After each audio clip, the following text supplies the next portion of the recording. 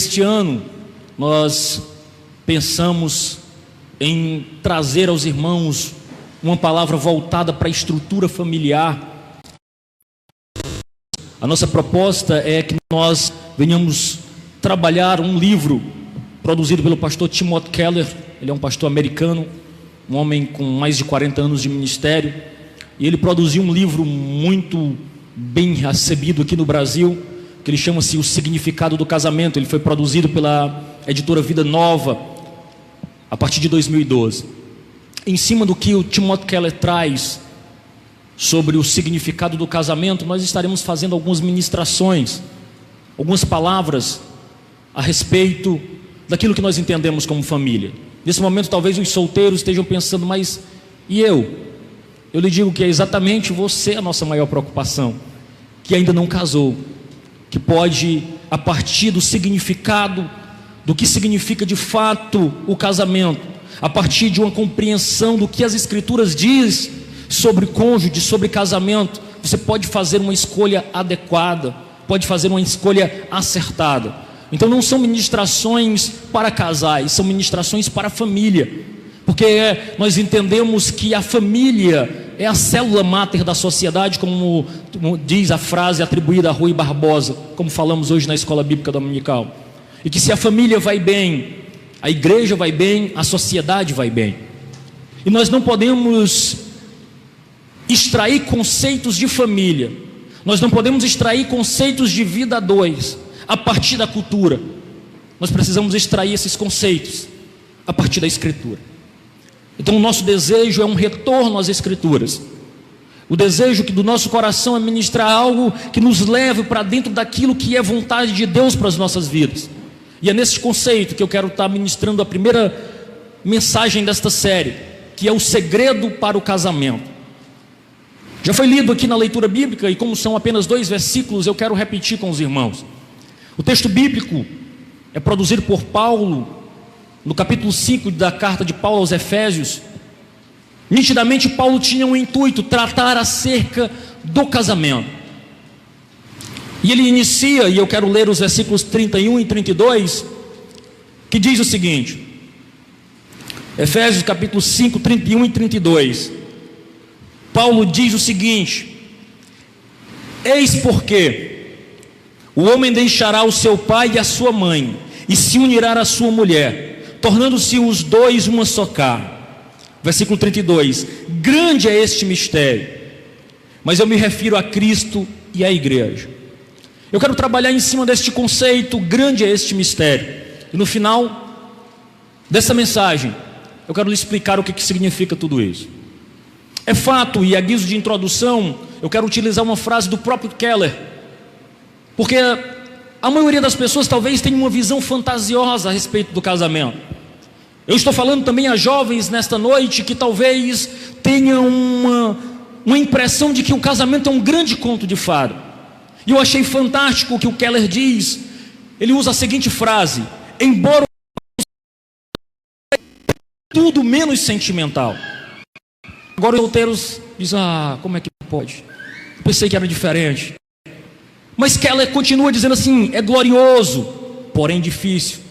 É força e ardente, mas também é sangue, suor, lágrimas, derrotas humilhantes e vitórias exaustivas. Talvez seja uma frase que simplifique muito a vida a dois, porque é desafiador viver com uma outra pessoa que foi formado em um outro seio familiar, e de repente esses dois se apaixonam, namoram, casam, e vão lidar com muitos desafios de convivência, e vão lidar com muitos desafios de como organizar esta vida a dois. E neste processo terão grandes alegrias, mas também terão grandes desafios neste processo de conviver, porque se eu não compreender à luz da Escritura que casamento não é uma busca desenfreada para ser feliz, mas uma busca para fazer o outro feliz, você terá um casamento frustrado. Você terá desafios horríveis neste processo a dois. E o que a cultura vai dizer aí fora é que o casamento na realidade é o que vale a ser feliz. A maioria das pessoas, à luz do que a mídia ensina, do que a cultura secular ensina, vai dizer: olha, casa, mas se o amor esfriar, se a química não for suficiente entre os dois, separa e vai buscar outro. E assim você vai ver ao longo dos anos, pessoas que tinham estrutura de casamento até sólida, separaram. Mas se você encontrar o que a Escritura diz, o que é verdade nas Escrituras, você vai deixar um pouco o seu eu e vai entender que o casamento, como Paulo vai ensinar a partir de Efésios 5, é algo que se assemelha àquilo que Cristo fez. Sacrificialmente ele desafia o homem a se sacrificar pela esposa, como Cristo fez pela igreja. E que desafios, meus irmãos, que desafio entender a visão bíblica do casamento. E é nesta jornada que eu quero te chamar. Keller faz uma afirmação que não conhece nenhum casamento que seja descrito como um conto de fadas. Porque hoje, irmãos, nós temos uma triste percepção. A nossa visão de mundo hoje, muita dela é feita com os óculos das redes sociais. E eu nunca encontrei ninguém triste, ninguém que não seja feliz, rico e próspero numa rede social, especialmente o Instagram. Todo mundo é feliz e vive viajando. Todo mundo está nas melhores comidas, nos melhores restaurantes. Não há espaço para tristeza. E se de repente você alimentar toda a sua alma a partir dessa percepção, você vai adoecer. Então você vai encontrar ali casais extremamente felizes e vai olhar para o seu casamento e dizer: mas o meu não é assim. E por comparação, você pode entrar em grandes problemas, especialmente no caminho da frustração. Eu quero iniciar a minha fala chamando a atenção sua para o Gênesis. O argumento de Paulo aos Efésios é o seguinte: deixará o pai e mãe, o homem deixará pai e mãe e se unirá à sua mulher. Deus cria todas as coisas e é Ele que celebra o primeiro casamento. Depois do nosso relacionamento com Deus, o casamento talvez seja das mais profundas relações que o ser humano pode vivenciar. Depois daquilo que nós nos relacionamos com Deus, nada é mais próximo, nada é mais profundo e nada é mais constante do que um relacionamento a dois dentro da perspectiva cristã. Por que você diz isso, irmão Adonias? Simples. Nada é mais duradouro do que esse processo de relacionamento no casamento. Nenhuma amizade, nenhum relacionamento de pai com filho é tão duradouro e constante. Por quê? Porque o filho cresce. E quando dá por volta ali dos seus 18 anos, 20 anos, ele sai de casa e vai construir a sua vida.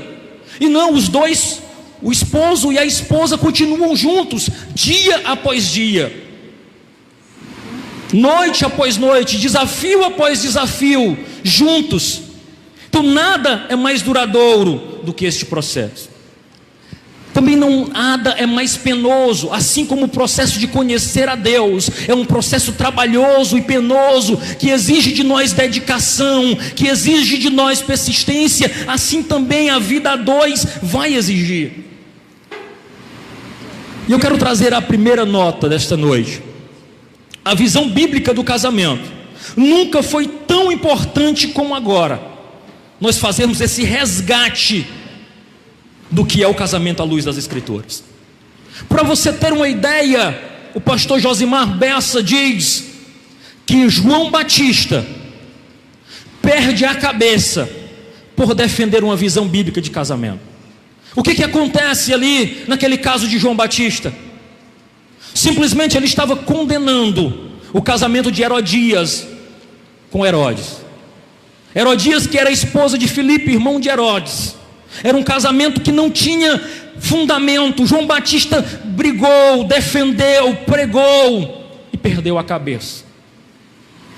Ele perde a cabeça defendendo uma visão bíblica de casamento. Nós, como igreja, somos chamados a esta luz, a defender aquilo que a Bíblia ensina como casamento, aquilo que é realidade à luz das Escrituras, de modo, irmãos, que é notório que o casamento está em declínio. Procure. Eu sou professor de ensino médio, e você vai conversar às vezes com garotos e garotas, E poucos têm aquela intenção de dizer: eu quero casar. Para quê? Deus me livre, professor. Deus me guarde. Eu que quero isso. Você vai olhar para os jovens e muitos adultos que não têm a mínima intenção de estabelecer uma vida a dois. Por quê? Simples. Ele já tem vivido uma vida de diversão ocasional. Tem os direitos do casamento sem os deveres. É raro você encontrar um casal de namorados não cristãos que não já vivam uma vida de casado. E isso com a sociedade aprovando perfeitamente como uma coisa mais normal, mais natural. De modo que se nós, especialmente os jovens, não tivermos uma fé balizada no que diz as Escrituras, muitos dos nossos jovens dentro das universidades, dentro dos colégios, serão influenciados por esta cultura. Mas a vontade de Deus nunca foi essa. A vontade de Deus estabelecida é que os dois, o casal, desfrute daquilo que Ele preparou, que é algo sagrado, maravilhoso para ser desfrutado dentro da união do casamento. Algo bíblico, maravilhoso e que protege o indivíduo. Muitos vão argumentar que é necessário fazer uma espécie de test drive para saber se consegue mesmo conviver. Então nós não vamos casar, vamos morar juntos. Aí a gente percebe se dá certo. Um test drive aí, né? Vou testar, passar alguns dias. E temos uma pesquisa do Instituto Gallup que ele vai dizer o seguinte: esta característica de se fazer um test drive antes não é garantia nenhuma de que este casamento será longo e duradouro. Pelo contrário, muitos, após casarem, poucos anos juntos separam, porque perdeu a graça, porque não soube esperar, porque não soube desfrutar isso de dentro da bênção do Senhor. Não é garantia nenhuma de que conviver antes de casar, será algo frutífero e produzirá um casamento duradouro, de modo nenhum. Mas eu não quero aqui trazer uma visão pessimista, porque a Escritura põe, e como disse na escola bíblica, a ideia de Deus era promover uma bênção para os dois, um momento, um ambiente de ajuda mútua, porque o casamento, os dois não são inimigos um do outro, não é uma disputa para prevalecer a vontade, o desejo ou quem tem razão, mas é para ser um ambiente de ajuda, um ambiente onde você tem ali dois ombreados, se auxiliando nas trajetórias. Quando um pensar em desistir, o outro ergue o braço e diz: vamos juntos queridos, vamos juntos queridas, nós estamos ali caminhando, e o nosso alvo é vencer aqui nesta terra, mas especialmente caminharmos juntos para as mansões celestiais. A ideia do casamento é ajudar um ao outro em transformação espiritual e formação de caráter. Ei, você que está casado há muito tempo, como tem sido a sua preocupação com a vida espiritual do seu esposo ou da sua esposa? Será que você tem dito: querido, eu não tenho te visto orar, vamos orar juntos? Querida, não vi você da sua Bíblia, você está lendo a sua Bíblia, vamos ler juntos. Eu não estou falando aqui de acusação: mulher, e essa Bíblia aqui que eu comprei é para encher de poeira. Estou dizendo de auxílio, de dizer: querida, vamos fazer juntos. Eu sei que a vida, a correria nos minam, mas vamos juntos, vamos retomar o culto doméstico, vamos crescer espiritualmente juntos, nos ajudar, nos auxiliar, porque o casamento, a ideia é que a união dos dois também seja um amortecedor para os desafios, e são muitos. Ora, ou vez ou outras, nós somos machucados, somos caluniados, somos feridos. A mão ao outro e diz: não vai passar, estamos juntos, eu estou com você, é até que a morte nos separe.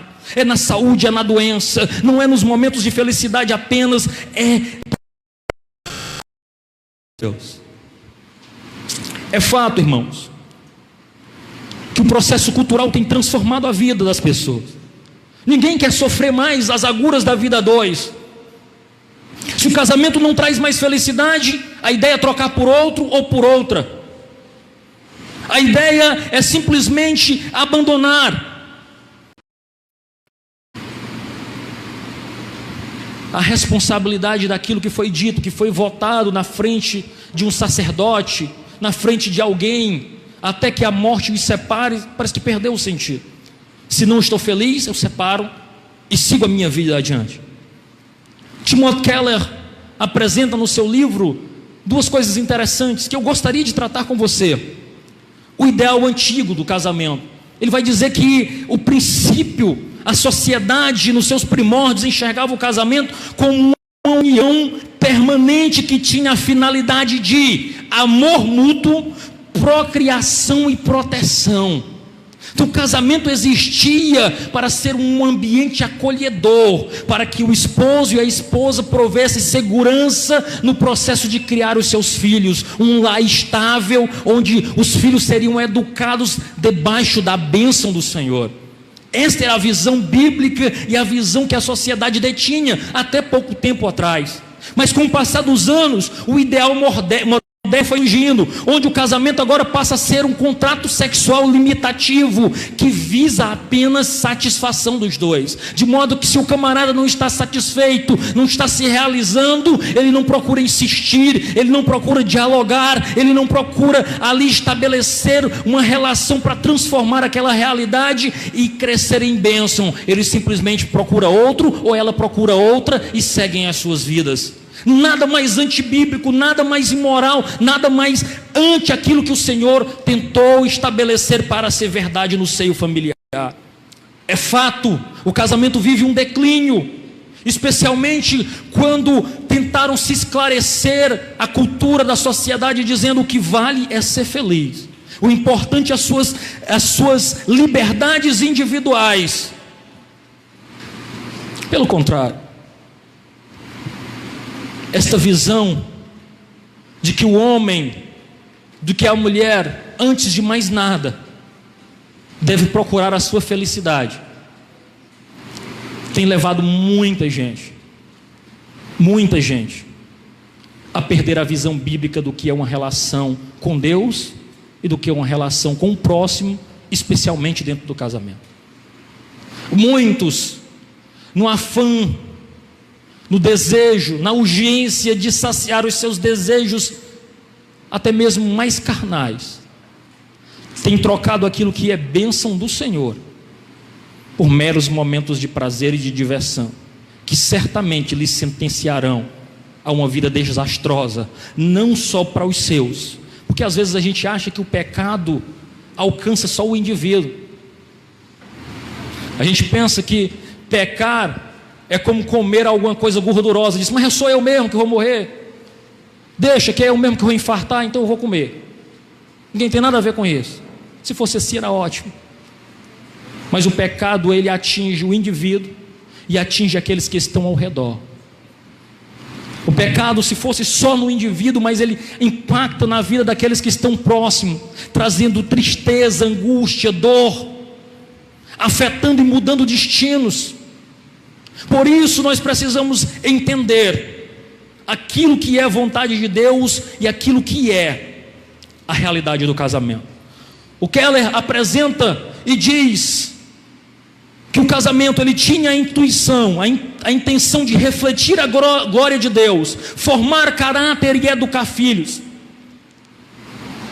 A ideia central era que ele costumava ser um nós, e hoje ele traz a ideia do eu.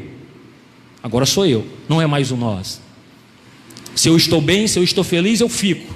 Se eu não estou, eu vou e caio fora. Eu vou e sigo a minha vida. Antes tratava-se de uma celebração para a glória de Deus. Hoje, se você for em muitos casamentos, você vai perceber que muitos tornaram apenas exibicionismo para as redes sociais. Pouco se desfruta daquele momento a dois. Há pouco tempo eu tive a oportunidade de ir num casamento e eu fiquei pensando como uma instituição tão maravilhosa, tão bíblica, foi tão misturada. Nesta celebração eu vi de tudo, assim parece que cabe sincretismo de todas as maneiras.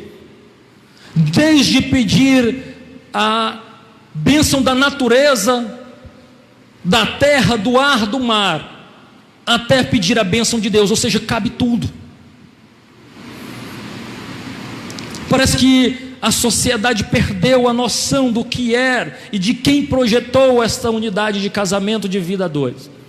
Então você percebe assim que tudo é possível dentro dessa instituição, mas não é um modelo que a Bíblia defende, não é um modelo bíblico, não é aquilo que Deus traz, não é a visão que Deus traz do casamento para a vida a dois. Nós não podemos perceber e caminhar de modo como a cultura tem nos ensinado, dizendo que tanto o homem quanto as mulheres querem um casamento no qual recebam satisfação emocional e sexual apenas, mas que seja algo vivido para a glória de Deus. Nós não podemos depositar expectativas irrealistas acerca do que é vida a dois. E eu achei uma das partes mais interessantes na leitura deste livro foi quando ele vai dizer que nós não casamos com a pessoa certa. E de imediato a gente para e pensa e diz: mas como é possível isso? Eu escolhi tão bem.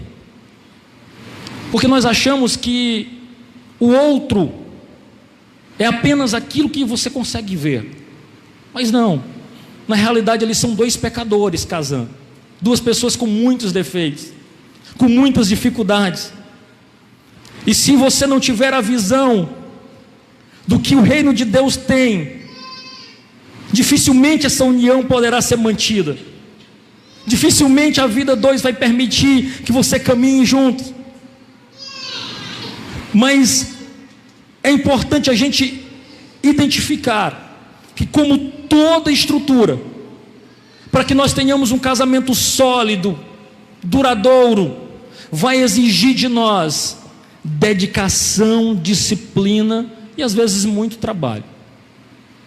Porque a relação ela é construída a dois, não apenas de um amor romântico, mas a partir de uma percepção do que a Bíblia tem como resposta para cada um de nós.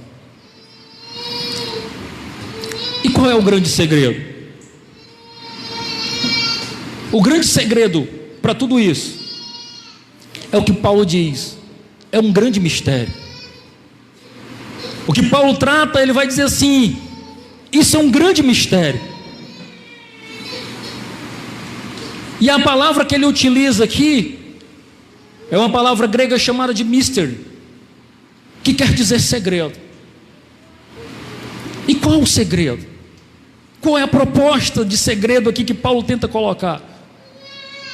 É que exatamente o casamento, ele vai refletir a relação de Cristo com a sua igreja, neste amor sacrificial. A ideia que Paulo apresenta, que estava no seio do coração de Deus, é que a vida a dois, o casamento, seja uma dramatização daquilo que Cristo faz na cruz pela igreja. Se você não tiver essa percepção, nada mais evangelístico do que esta ideia de que um cônjuge e o outro se amam e se respeitem de tal modo que aqueles que estão fora possam perceber Jesus naquele relacionamento, possam perceber um amor sacrificial como o de Cristo pela sua igreja, que agora não simplesmente cobra e exige, mas se dá. E quando esta verdade é aplicada no casamento, o segredo não é apenas o casamento em si, mas a grande mensagem que ele traz para cada um de nós. A grande verdade que ele traz: cada marido ame a sua mulher como Cristo amou a igreja e a si mesmo se entregou por ela. Desafiador, mas uma verdade bíblica. Quando nós temos esta percepção, quando nós entendemos isto, nós esbarramos naquilo que nós trabalhamos hoje na escola bíblica, Na escola bíblica eu citei aos irmãos Romanos 12, versículo 1, onde o próprio Paulo escreve à igreja de Roma dizendo assim: irmãos, rogo-vos pela compaixão de Deus, que apresenteis o vosso corpo como um sacrifício vivo, santo e agradável, que é o vosso culto racional. O que Paulo estava dizendo aos romanos é o que ele diz também aqui aos Efésios. Ele diz aos romanos o seguinte: uma vez que você compreende a verdade do Evangelho, aquilo que Cristo fez na cruz, você não pode mais viver para si mesmo, mas agora racionalmente você entrega a sua vida em um sacrifício a Cristo Jesus.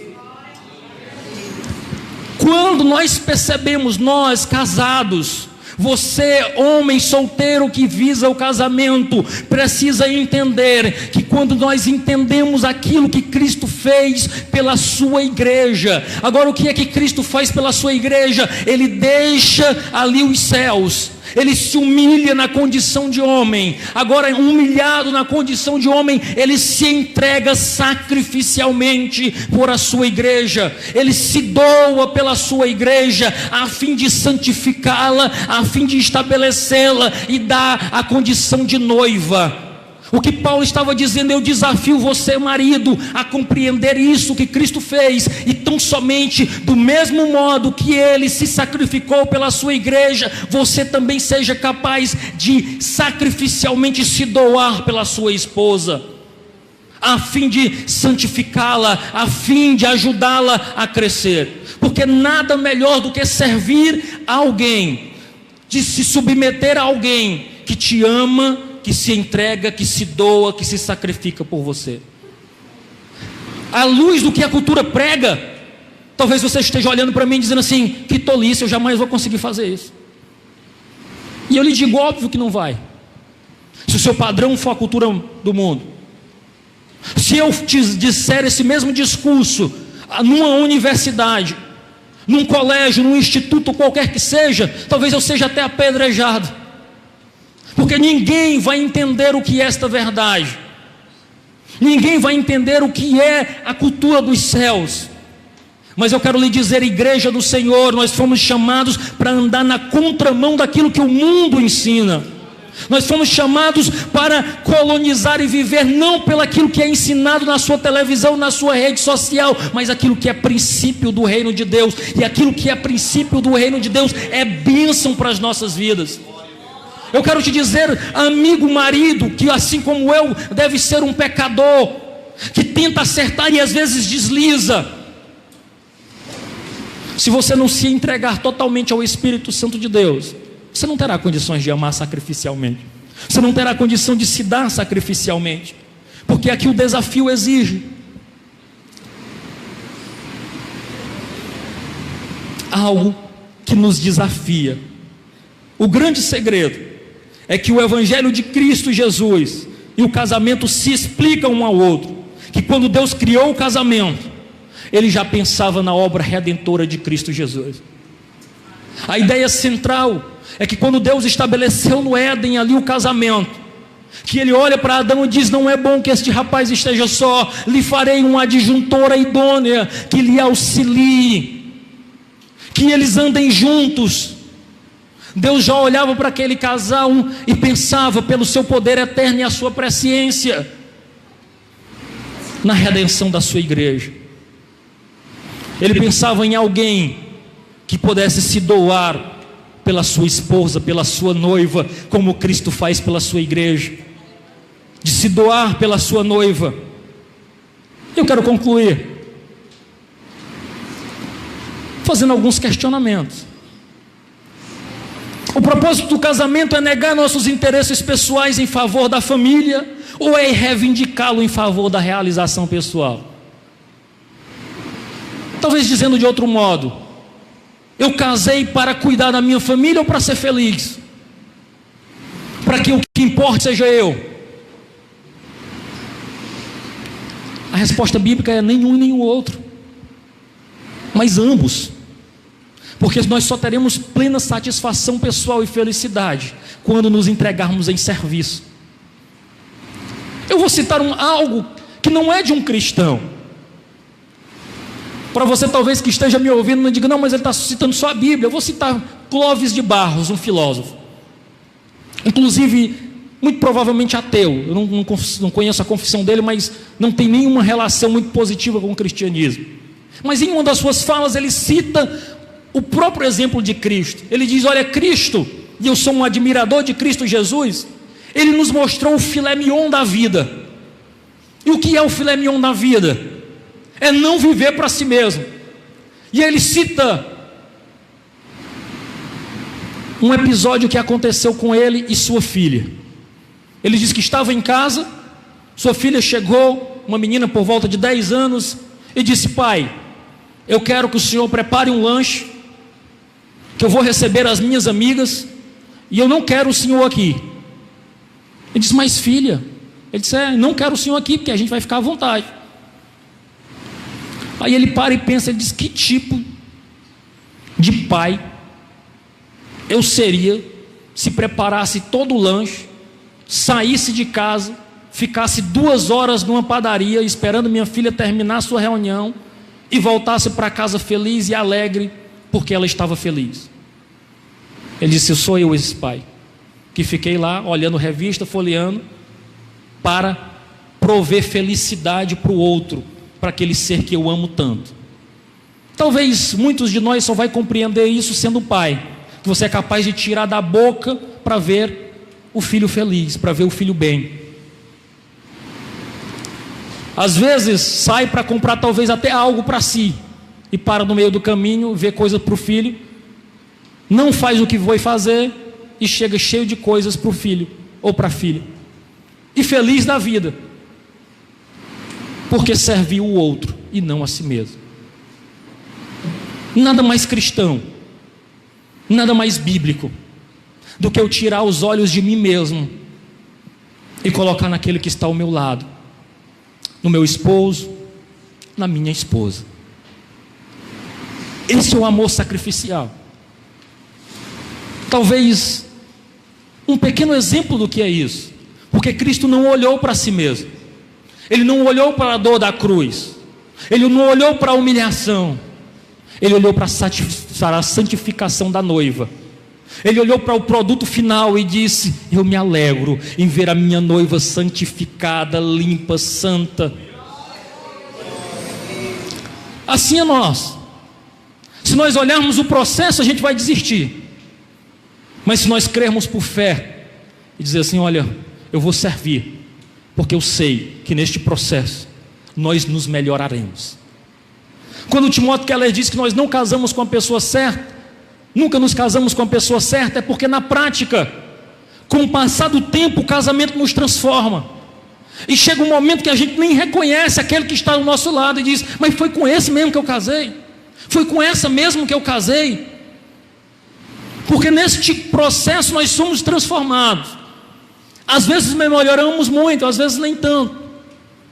Mas a vida a dois nos ensina a perder para ganhar. Nos ensina a respirar fundo, em vez de dizer tudo que deveria ser dito, por amor ao outro. E assim neste processo nós achamos que poupamos o outro e poupamos a nós mesmos, e vamos sendo transformados neste processo. O que Keller diz é exatamente isso. A nossa subordinação a Ele, a Jesus, é segura, pois Ele já nos mostrou seu amor por nós. Este fato lança fora o medo de que entregar-se por amor significa perder a nossa própria identidade. Ele fala desta relação com Cristo Jesus. O que você precisa então para fazer o seu casamento dar certo? Keller nos ajuda a compreender dizendo o seguinte: conhecer o segredo, o Evangelho, como ele dar o poder e o modelo para o seu casamento. E eu trago uma nota dizendo que a experiência do casamento lhe revelará a beleza e os aspectos mais profundos do Evangelho, e a compreensão melhor do Evangelho o ajudará a experimentar uma união cada vez mais profunda com o seu cônjuge. Não é possível ter um relacionamento duradouro dentro de um casamento sem conhecer a realidade do Evangelho, porque o Evangelho nos transforma e nos faz muitas vezes perder para ganhar. E qual é a lição? O mistério do casamento, o mistério do evangelho é revelado no casamento. Nosso coração é restaurado de fora para dentro, de dentro para fora, e a nossa vida é reconstruída a partir dos alicerces. E qual é a mensagem do evangelho? Somos mais pecadores e falhos do que jamais ousamos imaginar. No entanto, também somos mais amados e aceitos por Cristo Jesus, mais do que jamais poderíamos almejar. Quando nós nos sentimos assim, nós percebemos que o casamento é tudo menos sentimental. É uma escolha de amar um pecador, de amar uma pecadora. E neste processo nós vamos sendo transformados.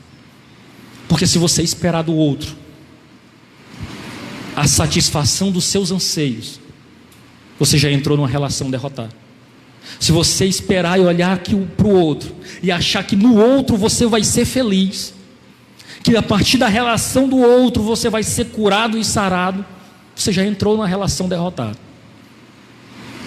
Mas se você perceber que juntos vocês crescerão para a glória de Deus, e que a sua satisfação maior deve ser o Senhor, porque é esse Senhor que vai te ajudar a lidar com os momentos difíceis dentro do casamento, e eles vão vir, porque nesses momentos Keller nos aponta a seguinte solução a partir das Escrituras: nas fases difíceis do casamento experimentaremos mais amor transformador divino. Nas fases difíceis você não se apega ao cônjuge, se apega a Deus, diz: meu Deus, me ajuda a aguentar, a suportar, me ajuda a lidar com isso. Nos momentos bons você vai dizer: glória ao Senhor, porque aqui eu estou experimentando um amor que só o Senhor poderia me dar. E quando não formos amados como gostaríamos, o evangelho é que vai suprir, o amor de Deus é que vai suprir, até o Senhor transformar o nosso cônjuge e fazer ele perceber toda a realidade do evangelho. É assim, irmãos, que nós seguimos, crendo que o segredo para o casamento é Cristo Jesus fazendo parte dele. Não é possível uma realização duradoura e promissora de casamento se não for a três: Cristo fazendo parte deste casamento. Talvez com seu primeiro milagre ali em Caná da Galileia, Jesus estivesse nos dizendo uma grande verdade: para eu tirar o casamento da água e dar a ele aspecto de vinho, e não qualquer vinho, mas vinho novo, vinho bom, é preciso que Jesus esteja na festa, não só no momento da realização, na presença de um sacerdote, mas no dia a dia. Na hora da dificuldade é clamando por Jesus mesmo: Jesus, me acorde. Na hora da bonança é dizer assim: Jesus, obrigado, porque se não for o Senhor, nós dois, tão pecadores que somos, nos mataríamos. Mas se nós estamos bem, e se a coisa está andando bem, não é porque eu e ela nos sabemos lidar, mas é porque o Senhor tem transformado os nossos corações e nos ajudado a caminhar para a glória do teu nome. De algum modo, o casamento, irmãos, o nosso casamento, nós que servimos ao Senhor, ele reflete a glória de Deus. Ele é uma dramatização, ele é um teatro para a sociedade que está aí fora do que é ter Jesus conosco.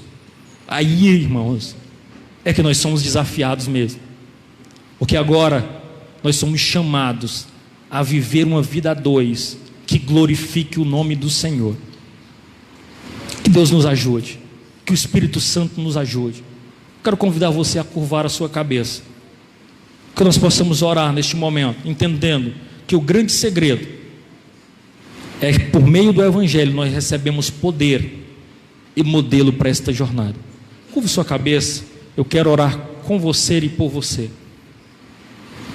Bendito Deus, nós ouvimos a tua palavra, Senhor Deus, e ela nos desafia, Pai, a termos uma visão bíblica do que é uma união a dois, a termos uma visão bíblica do que é o casamento, Senhor.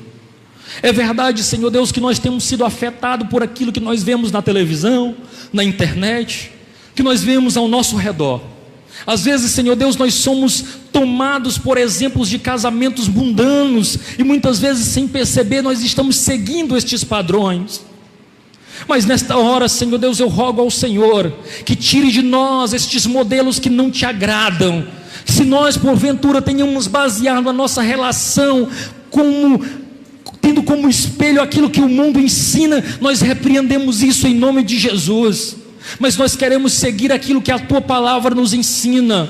Nós, homens, Senhor Deus, nós nesta hora, Senhor Deus, eu oro especificamente pelos maridos, Senhor. Nos capacita, Pai, para servirmos sacrificialmente as nossas esposas, Pai. Tira de nós toda a rispidez, toda palavra bruta, toda palavra dura, e nos ensina a amar como o Senhor amou. Nos ensina, Senhor Deus, a caminhar como o Senhor caminhou. O Senhor não olhou para as dificuldades, o Senhor não olhou para as falhas que a igreja às vezes apresenta, mas o Senhor olhou para o produto final, crendo que ela será santificada e trabalhada para a glória do teu nome. Nos ajuda, Senhor Deus, a olhar para o nosso cônjuge com fé e com esperança, crendo, Senhor Deus, não naquilo que nós estamos vendo diante dos nossos olhos, às vezes os defeitos, as dificuldades e as falhas, mas crendo e olhando para alguém que já é transformado pelo poder do Evangelho, alguém que já recebeu de ti transformação e vida. Ao mesmo tempo, Senhor Deus, nós oramos também pelas esposas, Pai. Ajuda as tuas filhas, Senhor Deus, a amarem, a se submeterem, Senhor Deus, a servirem em amor os maridos, Pai,